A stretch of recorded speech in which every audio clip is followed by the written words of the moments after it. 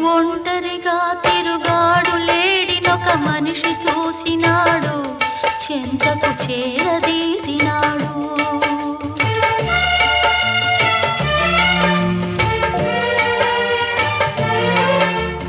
అభమో శుభమో తెలియని లేడి అతనిని నమ్మింది, తన హృదయం పరిచింది.